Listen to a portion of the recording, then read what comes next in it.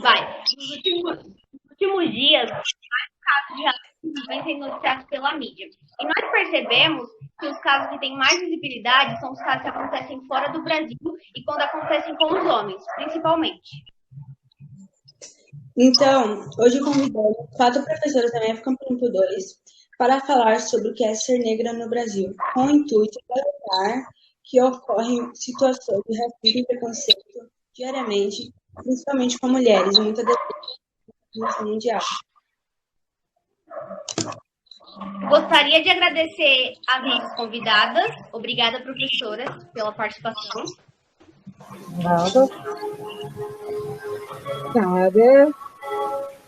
Obrigada pela oportunidade. Vamos estar falando sobre Nada também.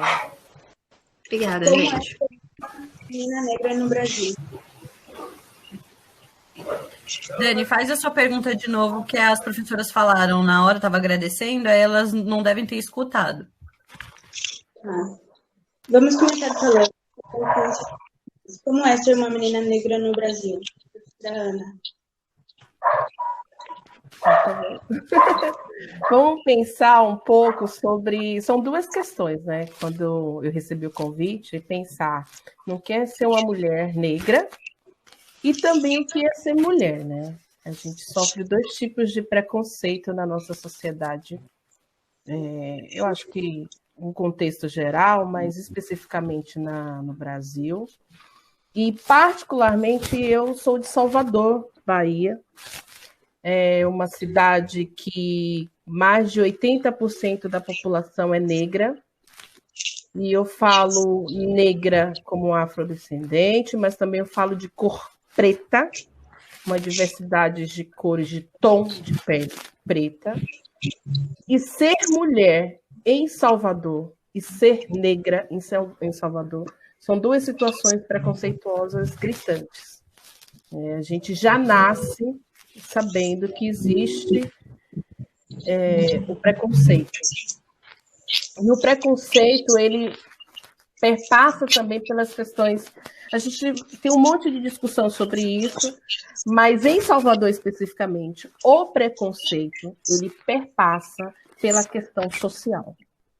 Né? É muito claro você ter poucos negros, poucos pretos, né? E eu enfatizo a palavra preta, poucos pretos com ascensão financeira em Salvador. E esses poucos que são, né, que conseguem essa ascensão financeira, econômica, eles conseguem um status que o diferenciam dos demais. E aí a gente tem um preconceito velado e também muito explícito em relação a bairros, às comunidades. Eu não vejo isso em São Paulo, com a minha vinda em 2005 para cá, 15 anos eu moro aqui, mas em Salvador existe o preconceito pelos bairros, pela quantidade de negros que existem em cada bairro. Então, por exemplo, o bairro da Liberdade, que aqui é tradicionalmente voltada para a cultura japonesa, a cultura asiática, lá é um bairro praticamente 99% composta pela população preta, negra. E aí você pensa, nesse sentido, quais são as estruturas políticas que a gente tem para resguardar, para promover uma igualdade, uma equidade para aquela população daquele bairro. E aí você vai desde saneamento básico, desde a questão de saúde, de escola precarizada, com falta de professor e equipamento, você vai desde falta de transporte, de meios de transporte, né, horários que aquele determinado transporte que vai direcionar para um bairro mais nobre de Salvador, ele consegue passar. Então, por exemplo, a partir das 19 horas a gente não consegue um determinado transporte para ter acesso a outros bairros de classe média ou classe alta de Salvador. Então, eu convivi com isso. Né? Eu vim dessa realidade. Quando eu cheguei em São Paulo, apesar da gente ter o racismo velado, né, porque o racismo e o preconceito ele faz parte da sociedade brasileira, aqui dá um sentido de igualdade pelas conquistas que a gente pode ter.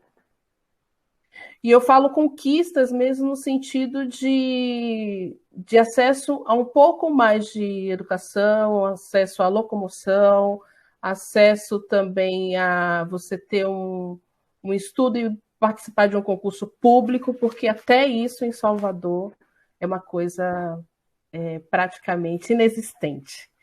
Há 15 anos eu estou em São Paulo e há 10 anos não se faz concurso em Salvador para determinadas áreas, principalmente a área de educação.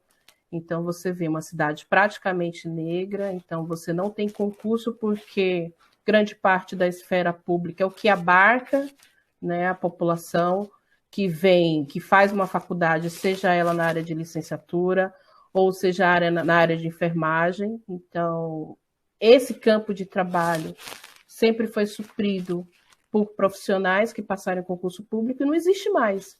Existem contratos e os contratos são feitos para aqueles que têm, assim, uma relação, vamos dizer, de amizade com determinadas pessoas ou outros negros também, outros pretos que conseguiram ascensão.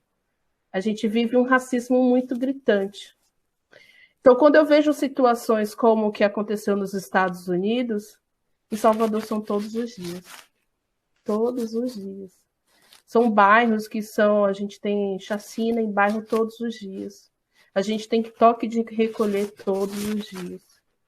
A gente tem preconceito de ir no bairro tal, ou ir na avenida suburbana, ou ir em determinados bairros, porque a grande parte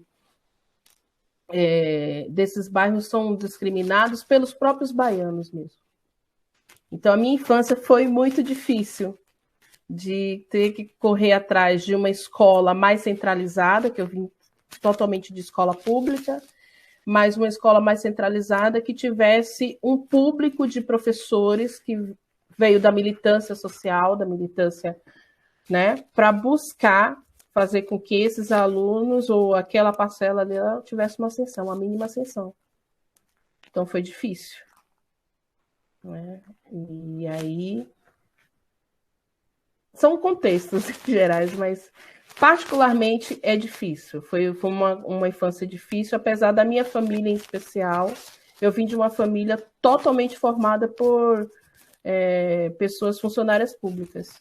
Se você me perguntar, Ana, você já teve carteira registrada? Se você abrir a minha carteira, eu nunca tive registro em carteira. Porque aos 18 anos eu passei no meu primeiro concurso público. Ou eu faria isso, eu não tinha oportunidade de nada. Eu não teria nada, nenhuma possibilidade. Então, as vagas eram muito concorridas, muito batalhadas. É isso.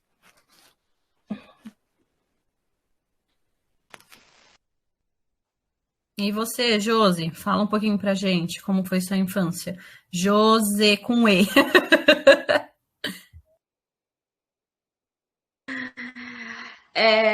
Nossa, é um contraste muito grande com o que a Ana traz. Porque enquanto a impressão que a Ana me passa é que em Salvador as questões raciais elas estão assim na cara, comigo na minha infância isso nunca foi uma questão discutida dentro de casa, né? E até se você... E assim, por exemplo, inclusive eu não fui criada dentro de uma cultura negra, digamos assim, familiar. Porque na minha casa, a minha mãe ela é branca. Como ela foi responsável basicamente pela minha criação, então isso é algo que eu nunca me identifiquei assim, nossa, o racismo ele está aqui. Enquanto na infância e até na adolescência, eu nunca consegui identificar isso. Conforme a gente vai estudando e a gente vai entendendo que racismo não é alguém te chamar de macaco, que é algo que está entranhado, enraizado em todas as áreas em toda a estrutura da sociedade, né?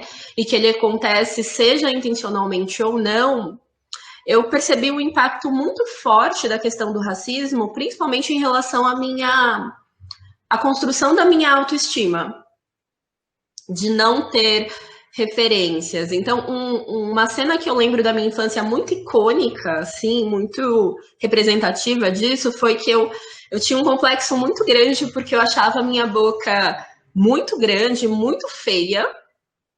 E aí eu lembro que e boca grande é uma característica que é comum entre nós, pessoas pretas.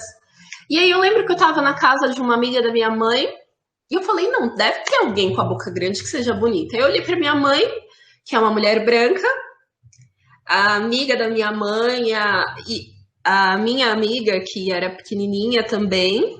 Aí eu olhei para a TV e tentei lembrar de alguma atriz, algum artista com essa característica na TV, e eu não consegui pensar em ninguém. Então, essa questão dessa falta de ver pessoas parecidas comigo e que fossem um referencial assim de algo bacana, depois de adulta eu percebi que impactou bastante a minha autoestima, que foi uma coisa que eu tive que construir praticamente depois de adulta.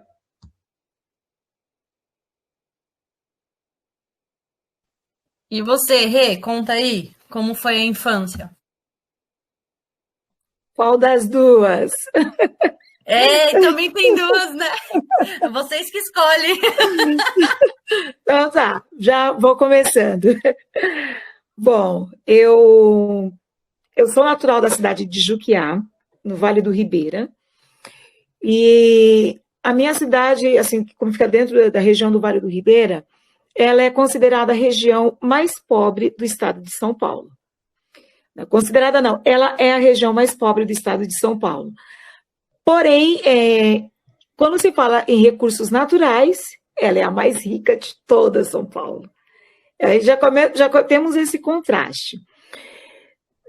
Próximo à minha cidade existe um quilombo, que fica ali entre Juquiá e Iguape, do lado do Morro Seco. Mais para baixo temos o quilombo de Eldorado, que a professora Ana Francisca conhece bem, tem amigos quilombolas, né? Fez um trabalho lá com eles também. Então, aí já dá para começar a imaginar como que é uma infância de uma criança negra, preta, no Vale do Ribeira.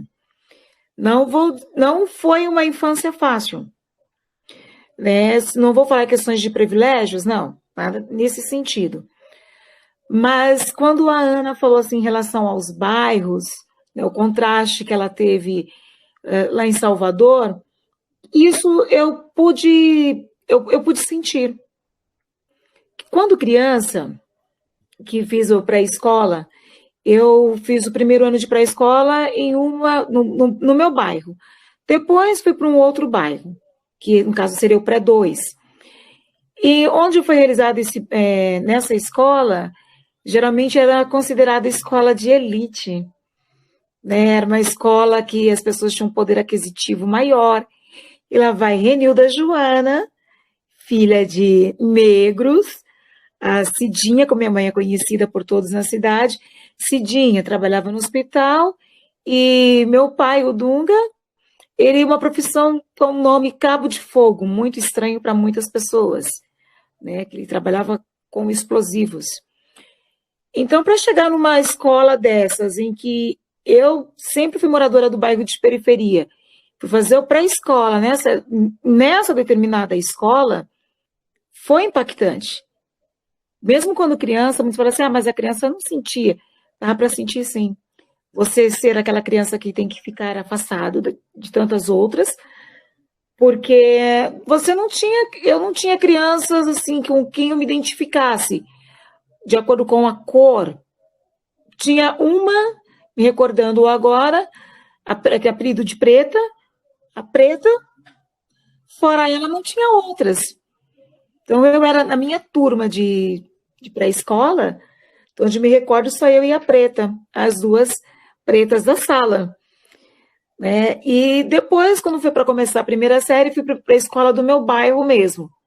E ali, sim, né? Eu, minhas primas, primos, irmã, aí nós falamos assim, tá todo mundo do mesmo jeito, a gente não tinha esses problemas, né? Quando a Josi falou assim, o chamar de macaco, tinham colegas que tinham apelido de macaco, mas nós nunca vimos como uma questão de preconceito, de racismo, não era nesse sentido.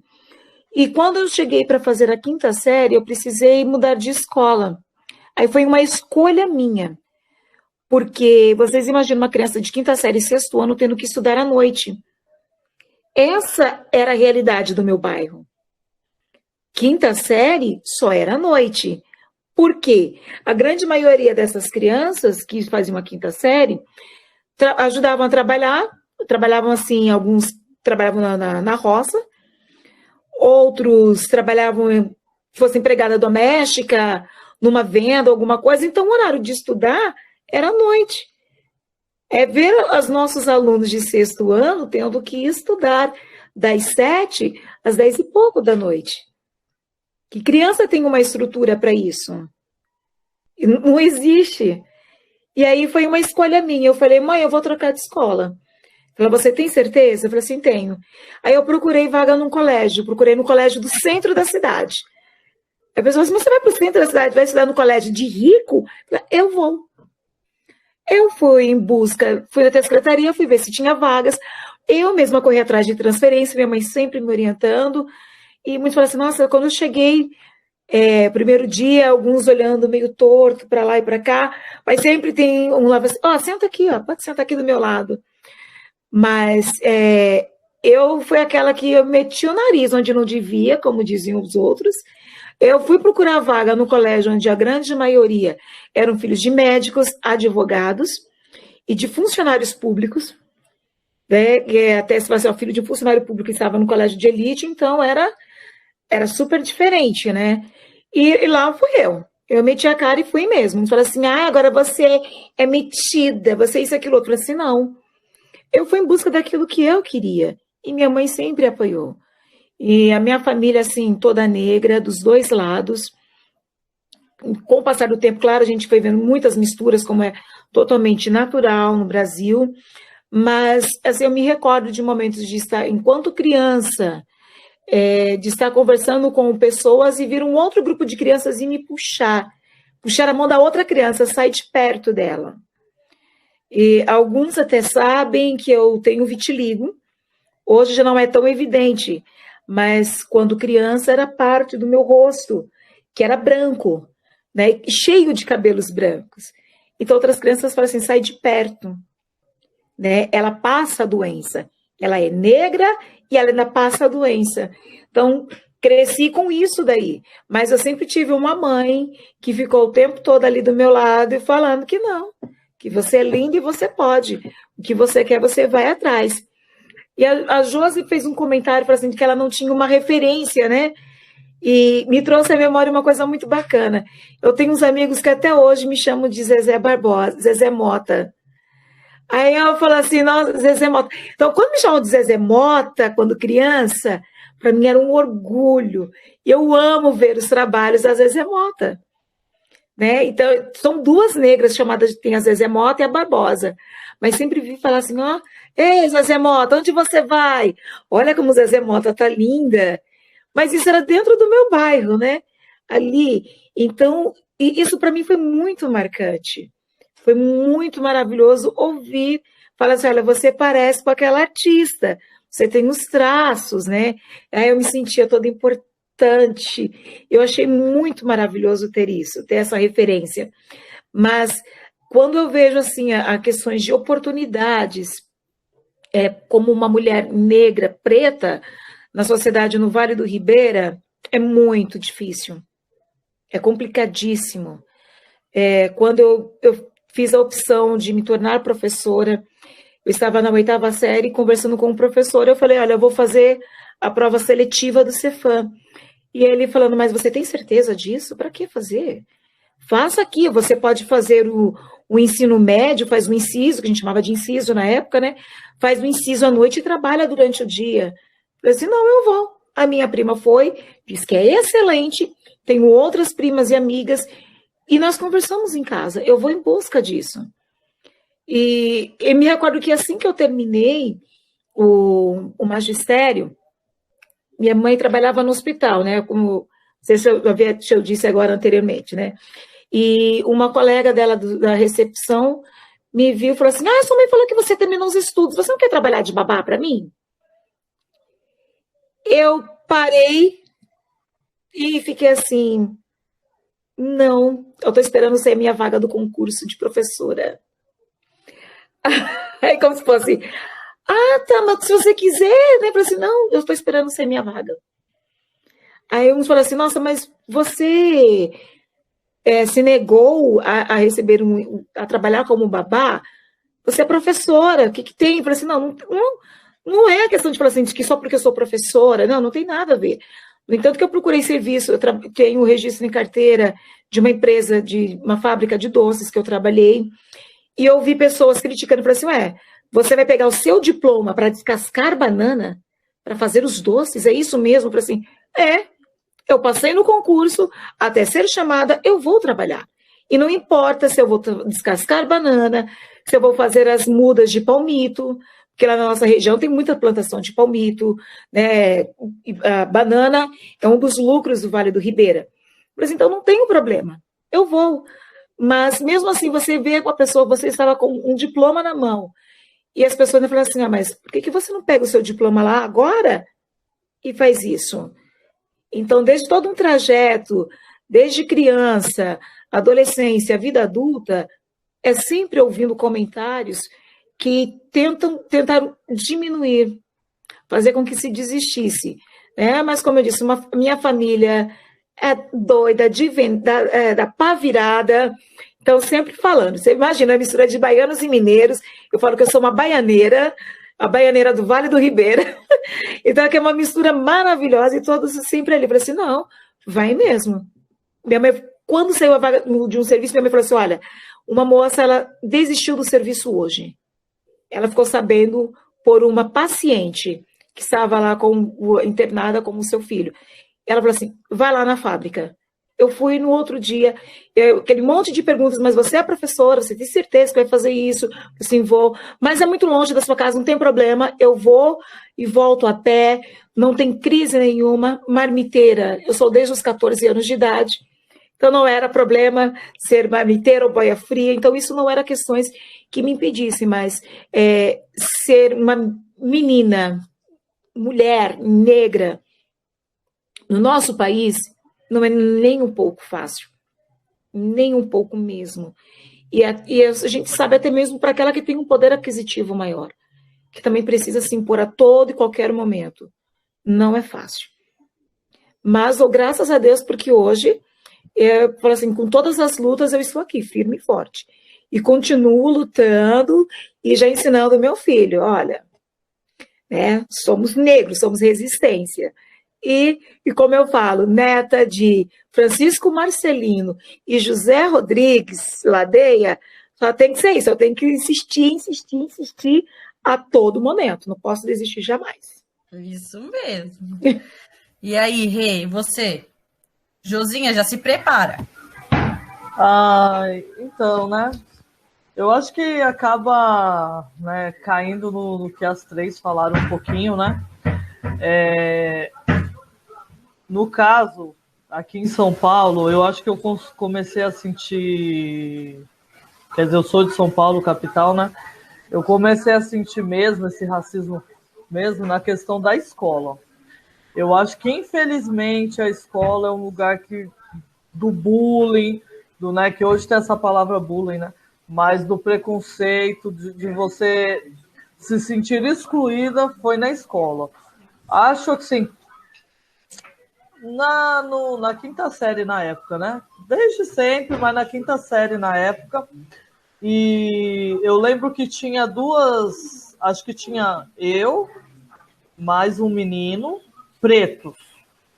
Porque aí eu vou falar de outra questão, né? Que até a Josi falou um pouquinho, né? Da mãe dela ser branca, então o cabelo dela é cacheado, mas não é crespo também. Então eu lembro que tinha uma menina da cor da Josi, eu lembro até hoje, ela tinha da cor da Josi, o cabelo meio avermelhado, mais pro ruivo, igual a cor do cabelo das minhas filhas. Só que só era eu e esse menino que a gente era o tempo todo, macaco, cabelo de bombril, não tem shampoo que lava. Eu lembro que uma vez cantaram uma excursão, aquela música do Luiz Caldo, olha a nega do cabelo duro, eu lembro até hoje, o ônibus inteiro cantando para mim. Então, assim, Chegava a festa junina, ninguém queria ser seu par. Não era um racismo velado, era um racismo na cara, sabe? Era um racismo na cara. E eu, por conta de problemas da minha mãe, do meu pai, que se separaram, sabe que eu morava com meu pai na Vila Medeiros e não tinha esse cuidado que se tem hoje com cabelo, com tudo, né? Enfim, então, assim, meu cabelo realmente era um horror, né? Então, minha mãe ainda fazia umas tranças, às vezes passava venê, passava aquela chapinha, que não é essa da tomada, é aquela quente no fogo, que a mulher passa assim, você até respira, meu Deus, tô com couro cabeludo, as meninas sabem, né? Mas não porque eu queria negar, mas no começo eu sempre brinco que eu falava para mim, nunca falei assim explicitamente, eu não quero me casar com um homem negro. E depois eu fiquei pensando, por quê? Porque na verdade você não quer mais sofrer aquilo, você não quer que seus filhos sofram aquilo. Então, assim, o pai dos meus filhos são brancos, e aí eu tenho meu filho mais velho é mais escuro, tal. Aí o do meio é mais claro. Aí ele, de vez em quando, ele mete um blackão assim, porque ele se identifica como negro, né? Aí agora meu netinho nasceu e a gente fica, ai meu Deus, será que Samuel vai ficar mais preto, gente? Que aqui a gente é o núcleo dos pretos mesmo, sabe? É um negócio assim, todo mundo aqui, a questão, não tem esse negócio de moreninho e tal. Então, assim, foi uma infância muito difícil. E o que isso me atrapalhou hoje, né? Eu fui mãe adolescente, né? Também às vezes eu penso por conta dessa falta de autoestima. Então, assim, quando chegou o pai dos meus filhos, tal, aquela coisa toda, pronto, não vou conseguir mais ninguém. E o dia que eu descobri que o menino lá da rua, que todas as meninas brancas lá pagavam um pau, ele queria ficar comigo, eu falei, não acredito? Como assim? Porque isso influencia muito, e eu tive até que fazer terapia como adulta por conta disso. Não é brincadeira, assim, a gente tem que, claro, converso muito com as minhas filhas nessa questão de se entender. Hoje eu me entendo, né? A gente entende a questão do branco, do negro, do preto, do mestiço, né? A gente entende todas essas questões, mas não é uma coisa fácil. E já como adulta, como mulher, você sempre tem que mostrar que você sabe trabalhar. Quando eu entrei na prefeitura, eu entrei como agente escolar, que hoje todo mundo sabe que é o que a Catarina faz, né? E a Catarina e a Marci, né? Só que na época que eu entrei, quem era agente escolar era quem trabalhava na cozinha e na limpeza, né? Então eu entrei, trabalhei 1 ano na limpeza, 6 anos na cozinha. Aí eu fiz o concurso de ATE, fui ser ATE. E aí eu vim para o Céu Capão, trabalhar no SEI, e a diretora, na primeira reunião, ela falou assim, porque o ATE podia ficar na secretaria ou no corredor. Aí ela virou para outra ATE e falou assim, então, você vai ficar no corredor, você vai ficar na secretaria e você vai ficar no corredor, que é auxiliando, tal. Como sei, né, não tem intervalo, você auxilia as crianças, as professoras, né, ao cuidar dos bebês. Mas e daí, Regina? Não, aquilo foi um ato implícito, depois, lógico, a diretora até hoje me ama, tal.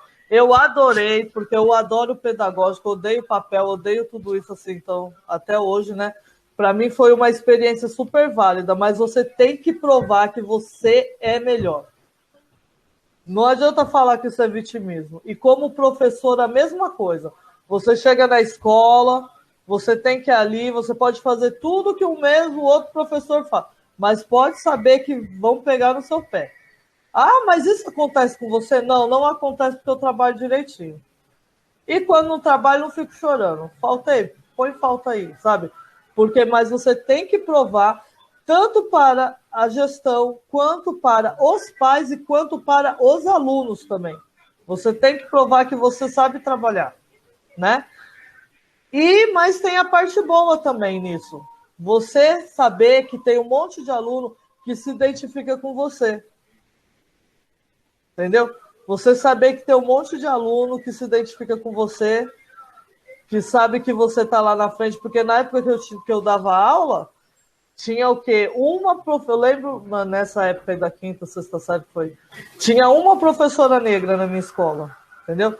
Então, primeira vez que eu cheguei no Campo Limpo 2, a primeira coisa que eu vi foi aquele retrato que tem daquele black ali, aquela moça de óculos, né? E aí a gente faz uma panelinha mesmo, né, Renildo? Né, Ana? A gente faz uma panelinha. Claro, a gente gosta da Ju, a gente brinca com todo mundo, mas assim, a gente faz e a gente tá naquela coisa assim. Outro dia eu vi uma postagem. Eu sou daquelas. Fulana conseguiu alguma coisa. Ela é negra? Você torce, você veste a camisa, entendeu? Você veste a camisa, porque não é uma coisa fácil. Você fala assim, ai, coitadinha. Não precisa coitadinha. Tudo isso já passou, graças a Deus, mas não é fácil ser mulher no Brasil. Não é fácil ser mulher no Brasil e muito menos mulher negra, né? E aí o que a Josiane falou da questão da falta de identidade, hoje eu acho muito bacana os alunos poderem ter professores negros, que nem lá na escola, que a coordenadora é negra, né? Então a gente tem vários professores negros, e aí você vai para a televisão e você acha e parou com essa coisa de é só papel de escravo, de empregado. É claro que vai ter. Por que tem mais negros empregados? Porque é claro que a maioria dos negros ainda não tem uma ascensão social tão grande, que aí, né, a Ju e a Ana vão falar que é tudo uma questão histórica, que a gente está tentando, que talvez daqui um século ela pode ser diminuída ou não, né? Entendeu? Então, assim, tô aí, tô lutando, a gente ainda tem, de vez em quando, essas questões de você ser negra, da pessoa não querer te atender na loja, entendeu? Outro dia em Santo Amaro, a mulher me deixou falando, e eu fiquei assim, olhando para minha filha, eu falei assim, ela me deixou falando, e eu falei, eu vou sair dessa loja, e a mulher deixou eu sair da loja, e ela deixou eu sair da loja, você entendeu? Não tem, assim, são coisas que acontecem, não são muitas, eu não sou desse negócio mas já aconteceu. Aconteceu uma vez em Paraty, eu estava com as minhas filhas tomando uma cerveja, elas tomaram refrigerante, aí começou a chover, e eu falei, gente, eu vou embora, que eu estava com uma casa lá em Caraguá. E saí, só que aí eu fui no banheiro e paguei no caixa. O garçom atravessou a rua e perguntou, você pagou a conta? Aí eu olhei para a cara dele, eu falei, se eu não tivesse pago, eu ia sair? Aí ele, não sei o que, eu falei, eu fui no caixa. Ou seja, o dono que era branco e poderia ter, não, mas eu fiquei tão revoltada que toda vez eu conto essa história, porque é revoltante. Claro, você vai em Paraty, você vê as pessoas falando inglês, francês e não sei o quê, e são as pessoas de dinheiro, entendeu? Mas não interessa, dinheiro não tem cor. Eu tava ali, eu tava pagando, e eu quis ir embora, que ia chover, não queria dirigir na estrada. Então, assim, o racismo existe, a gente não pode ficar falando, isso é mimimi, isso não existe, é velado, não é. O racismo não é velado, e tá aí as manchetes, tanto nos Estados Unidos como o motoboy. E para quem é moreninho, né, que tem gente que é da cor da Josi e fala que não é negro, principalmente as crianças. Tem criança que fala assim, professor, eu sou moreninho, né? Não sei o que eu falar. Eu sou da sua cor. Aí eu falo, mas eu sou negra. Aí ele fica assim. Desculpa te interromper, o pessoal dizia que eu era morena média. Então, gente, nossa. Ficam colocando gradação, sabe? Preto escuro, preto claro. É claro que nem a Aninha falou, né? Lá na Bahia são retintos, né? Mas também tem a questão... Tem várias questões aí também, né? A gente vai falar até biológica, né? Mas não é fácil ser criança, né? A gente está falando adolescente negro, porque até você descobrir o que a Renilda já era, né? Pé no peito, né? Como a gente fala, não tá nem aí. Então hoje eu vejo o pessoal assim, eu já vi na sala, não sei o que, eu sou mesmo, e daí? E eu fico ali só mediando, né? Então vendo se o aluno está se defendendo e o aluno se defende. Mas antes a gente não tinha essa questão da nossa identidade. Porque tudo que fizeram é querer embranquecer. O Brasil é um país que ele quer ser embranquecido. Então, as mães negras, que também não conseguem, né, ter essa questão da identidade, elas querem ter filhos com os homens brancos, para os filhos serem mais claros, e aí ela fala, não, meu filho não é negro. Para ele não sofrer tudo aquilo que ela passa. Sim, é uma coisa intrínseca. Então, assim, gente, né, Ju, as meninas do Imprensa Jovem, eu acho que esse que é o caminho. O caminho é esse. O conhecimento, né? E é isso. Exatamente. Falei demais. Josinha, você ainda está por aí?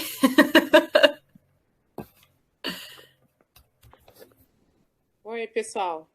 Estão me vendo? Difícil falar da infância. Eu já falei algumas vezes aí no Campo Limpo, eu não tive uma infância muito boa com relação a isso, né? Então, sou paulistana, nasci em São Paulo, tanto meu pai e minha mãe são baianos, axé meu rei, só que aí eles vieram para São Paulo trabalhar, né? E eu nasci por aqui, eu e os meus 2 irmãos. E aquilo que a Regina falou, o palco pior de preconceito é dentro da escola. Então, assim, eu entrei na primeira série com 6 anos, desde os 6 anos aos 14 anos, nossa, horrível. Então, vamos lá. Como baianos, né, geralmente eles são alegres. Então, dentro da minha família, meus primos, com os meus tios, parecia uma senzala para mim, né? Porque é aquele lugar que você cantava, que você dançava, que você brincava, que você tirava sarro do outro, é aquele lugar de glória. Mas, quando eu entrei na escola, foi difícil. Não havia, eu não me reconhecia como negra, fora da minha senzala, fora dos seios da minha família. Então foi complicado. Então o estereótipo também pesa bastante. E mesmo assim, eu vivi também, apesar de toda essa alegria toda, eu vivi dentro de uma família preconceituosa também. Então eu me lembro muito bem que quando nascia uma criança da minha família, a preocupação era os cabelos e o tamanho do nariz e o tamanho da boca. Então, assim, as minhas tias, né, elas iam lá visitar a criança, o sobrinho, o neto, e assim, esse nariz, esse cabelo. E eu, criança, ficava por lá, né? Eu falei assim, não, mas é feio, não pode, né? Meu pai e minha mãe não são dotados de conhecimentos, não eram, e até hoje muito pouco mesmo. E eu ficava assim, né, por que o nariz e o cabelo? Aí quando eu fui para a escola da periferia, EMF, Jardim Nakamura, esqueci o nome da escola. Estudei lá. Pequena, a caçulinha da sala, negra. Então era muito comum, cabelo negro, cabelo crespo, né? Eu falo assim, cabelo crespo. Então meu cabelo sempre foi muito cheio mesmo, que é a característica do cabelo negro. E meados de 80, quando eu nasci, não tinha esse beleza natural, não tinha escala, sei lá o quê. Então era um shampoo que era usado para todos os tipos de cabelo, inclusive esse cabelo liso. A gente usava shampoo de cabelo para cabelo liso. Condicionador, não lembro o que tinha. Então, se lavava-se o cabelo, meu cabelo levava umas 2 horas entre lavar e arrumar, porque ele é muito cheio. Eu me lembro que às vezes a minha mãe amarrava meu cabelo assim, com cadarço, porque nenhuma fita, lacinho, segurava. E eu via as meninas na escola, na primeira série, e não me identificava, porque elas usavam fitas, elas usavam os lacinhos, meu cabelo não, e ficava com aquele negócio cheio. Então era motivo de sarro. Puxões de cabelo, falava do nariz, falava da pele, da cor da pele. Nunca na minha vida eu fui escolhida como noiva de festa junina, era nítido o preconceito, não era assim velado como hoje, né? como a Regina falou. Eu não gosto de você por causa disso, isso e isso. E era muito nítido que as professoras, na festa junina, elas escolhiam as meninas brancas e de cabelo comprido, ou loiras. Nossa, isso matava a gente e algumas que estavam lá. Então, quem tinha piolho na sala era sempre as meninas negras. Quem fedia era sempre as meninas negras. Quem estava com um tênis surrado ou faltava material era sempre nós negras, né? As meninas e os meninos negros. Então, assim, o preconceito social também pesava. Então, pesava. Eu, caçulinha, porque eu era pequenininha, negra, boca grande, nariz grande e o cabelo e a questão social. Tá? Isso me pesava. Então, eu sentia muito amável dentro da minha família, mas tinha isso. Então, eu vim de uma família que as meninas, que as primas, não poderiam namorar homens negros. Outra corrente, não poderia namorar homens brancos, para não dar ousadia. E para namorar homens negros, para não dar continuidade a esse cabelo crespo, a essa pele escura, a esse nariz grande, essa bocona. Você entendeu? É aquilo que a gente fala, para essa criança sofrer menos. Então, assim, a infância não foi muito legal. Não me identifiquei, não estudei, que eu lembre, não estudei com nenhum professor negro da primeira à quarta. Não lembro. Não lembro. Aí depois eu me mudei aqui para Beatriz, aqui na vila, que eu já moro aqui há 25 anos. Aí parece que foi pior. Pior. Porque os meninos batiam na gente, puxavam nosso cabelo, pegavam nosso material, jogavam no chão. Mas é assim, né? Toda baixinha é brava. A gente não nasceu brava.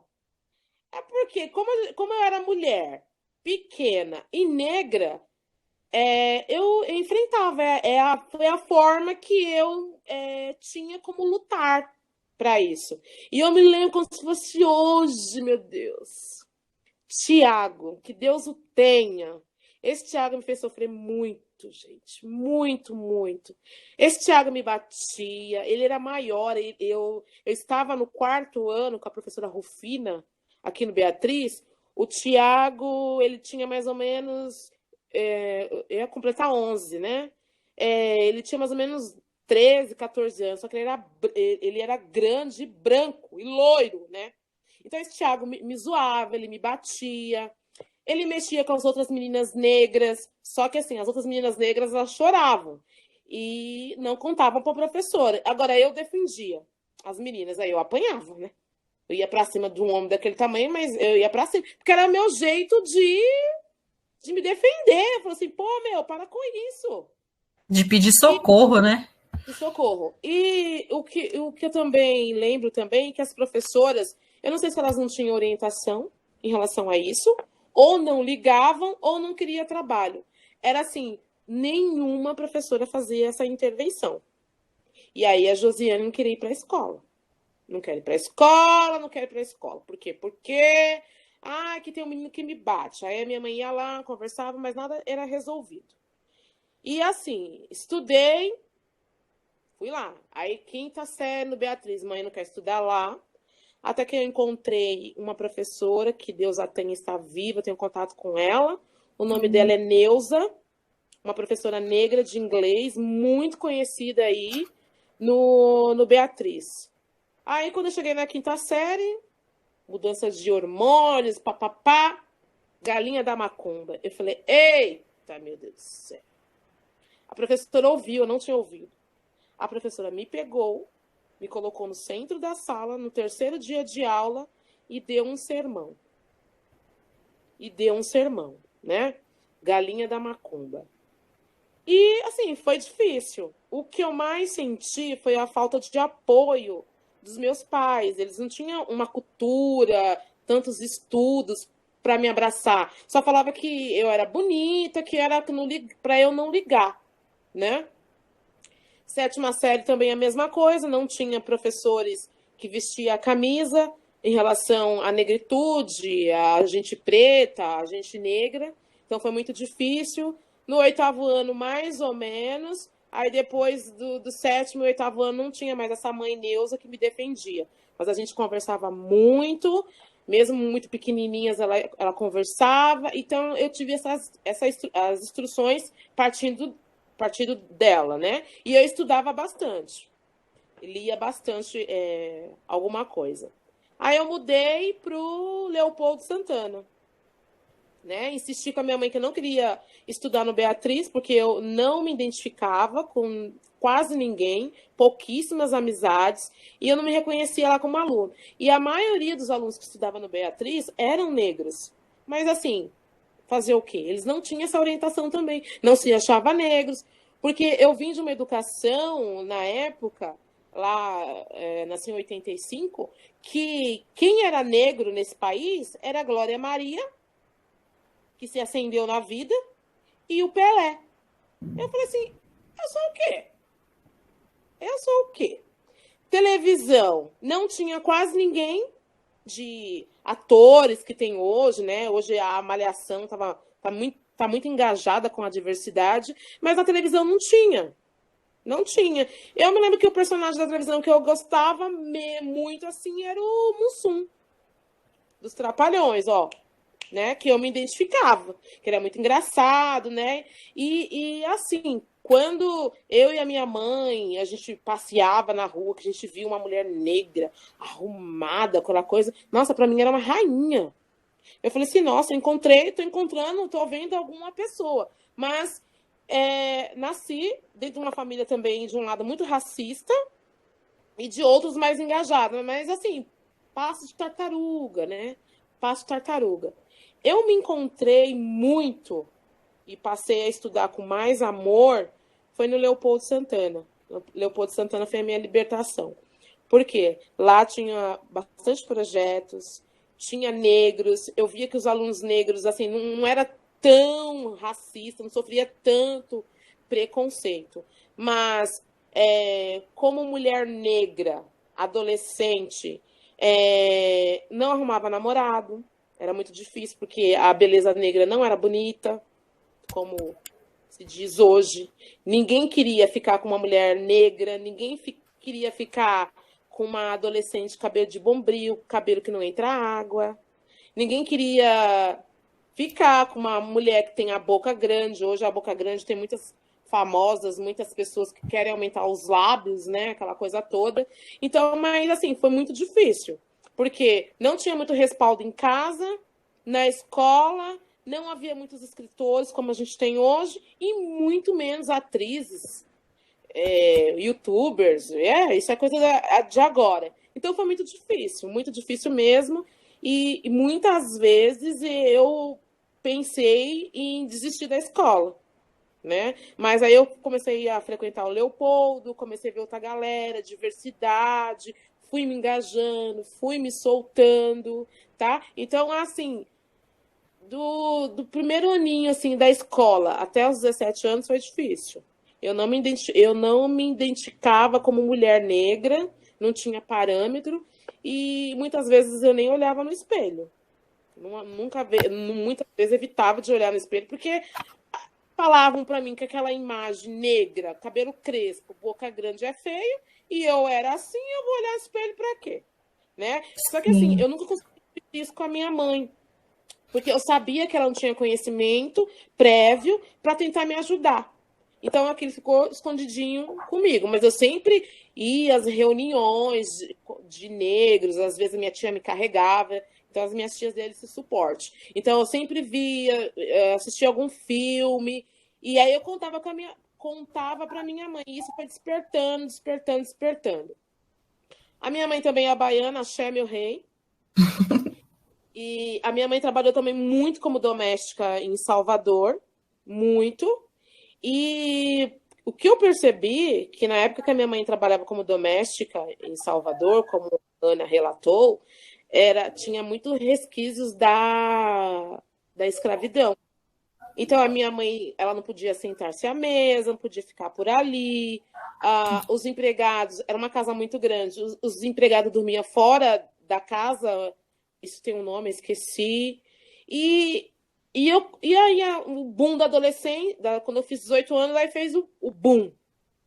E aí eu virei, na verdade, eu virei uma professora sem saber da minha mãe, porque tinha muitas coisas que ela fazia, ela se sentia como serva. Então, aquela servidão que ela tinha lá de doméstica, lá na Bahia, não sei com quem, aqueles patrões ricos dela, antes dela se casar e vir para São Paulo, ela herdou.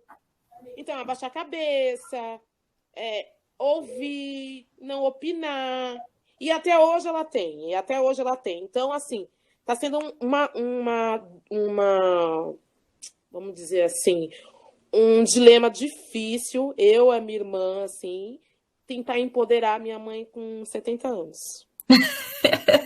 Tá sendo difícil. Aceitar o cabelo, aceitar a pele.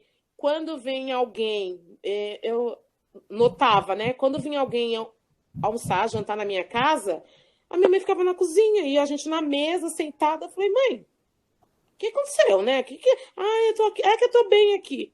Eu falei, na cozinha? Você é a dona da casa. E aí eu comecei a perceber. Então ela falava quando vinha alguém na nossa casa que ela tinha que servir. Eu disse, não, a gente não vai servir ninguém, a gente vai recepcionar as pessoas, que tiver na mesa a gente come, a nossa cultura é essa, a gente vai agregar. E aí a gente soma, a gente aprende. Mas ela tinha muito isso de ficar assim, realmente nas costas, na cozinha, não se reunir, né? E eu cresci a vida toda assim. E para mim estava certo. Mas quando eu fiz 18 anos, que eu comecei a sair, que eu comecei a ver outras coisas, que as novelas mudaram um pouco, começaram a fazer livros para nós identificarmos figuras, foi difícil. Eu até chamava minha mãe de Anastácia. Falei assim, mãe, isso já passou, não é assim. E ela tem ainda. Então está sendo uma missão minha e da minha irmã Daisy. A minha irmã Daisy tem o tom de pele da Juliana, e tem os traços grossos. É branca, é negra. Né? É ela que vai decidir isso, é ela que vai falar onde ela está. Ela já é a negra branca da família, assim, é negra, não tem outra posição. E isso é muito difícil, né? O ser mulher, negra e ser pobre. Já tive muito preconceito de entrar nas lojas para comprar alguma coisa. Eu me lembro que o meu primeiro salário, eu queria ter uma bolsa da Corello. Nossa, eu quero ter uma bolsa da Corello. Menina, foi um ensaio. Isso, 18 anos. Isso foi um ensaio de 15 dias para eu ir até o shopping Ibirapuera comprar essa bolsa. Porque eu tinha medo de como eu seria aceita pelos vendedores da loja que muitas vezes moram na periferia como nós, usam o bilhete único, a integração, aquela coisa. Então eu tinha muito medo de ir em algumas lojas e saber como que eu seria aceita. Eu me lembro que eu tive coragem para ir nessa loja e eu não consegui entrar. Porque o padrão de mulher que eu vi dentro da loja da Corello, do shopping Ibirapuera, eram altas, loiras, brancas e cabelo longo. Eu falei, não, e eu entrar? Fui embora para casa sem comprar. Eu falei assim, meu Deus, estou com dinheiro ao vivo para comprar. Então, rebate naquilo que a Regina falou. Você não precisa ser, você tem que mostrar que você tem um cartão de crédito potente, que você trabalhou e assim por diante. Entendeu? Isso, Josi, a gente chama de o racismo estrutural. Vocês estão mostrando para a gente que é uma instituição dentro da sociedade. Não tem a ver só, como muitas de vocês falaram, com a cor da pele ou com o cabelo. É uma coisa que está intrínseca. O que você relatou da sua mãe é algo que a gente acha assim, que é biológico, que vem... Não, é social, foi construído da mãe dela, da bisavó dela, e chegou aí. Só que, graças a Deus, a gente chegou num momento onde as filhas dela já conseguem ver de outra forma e mostrar para ela um caminho. Pode ser que ela nunca seja empoderada 100%, né? Mas ela já está nessa quebra de paradigmas. Isso já é extraordinário. Então, assim, para nós entrarmos em certas lojas, assim, meu Deus do céu. Algumas te atendem, outras demoram. A forma de pagamento, quando você vai pagar à vista ou em débito, é um susto danado. E como eu fiz, quando eu completei 18 anos, que eu comecei mais a pensar e ter um breve empoderamento, eu me lembro que eu trabalhava no centro empresarial. Não, eu queria também sonho. Um dia abrir uma conta lá no Banco Itaú, porque eu achava que ser correntista do Itaú era tudo, porque é o banco melhor lá, que passava na televisão. Aí o gerente, pelo meu salário, ele não abriu. Aí, professora, eventual, 3 meses para receber, veio um boom na conta. Aí eu falei, é agora. Eu peguei minha pior roupa, amarrei meu cabelo assim, ó, xuxinha, rabo de pinto, que a gente chama, né, de tentar alisar, para ficar melhor para pentear, para mostrar que tá mais bonito ou não, para ser aceito. Para ser aceita. Então eu fiquei com a minha pior roupa. Aí o gerente me olhou, demorei para ser atendido, porque era negra, ele não estava muito bem vestido, ainda pior, né? No centro empresarial aqui da Maria Coelho Aguiar. E aí eu só consegui abrir a conta e tomar um cafezinho com o gerente por causa do meu olerite. E muitas coisas acontecem pelo fato do dinheiro que você tem na conta. E isso é realmente chato. Em relação aos estudos, tento demais conversar com os meus alunos, mostro através de vídeo, poesia, minha própria experiência de vida, que isso deve mudar, que se os brancos devem estudar, a gente mais ainda, e provar que a gente sabe. Só ter o diploma de papel no mundo preconceituoso do jeito que a gente vive não vale a pena. Você tem que provar que A mais B é B, é Z, é D, tá? Mas ser mulher, pobre, periférica e baixinha é difícil, tá? Mas graças a Deus que as coisas estão mudando, que a gente tem a oportunidade hoje de estar conversando, ok? É isso. Vamos continuar?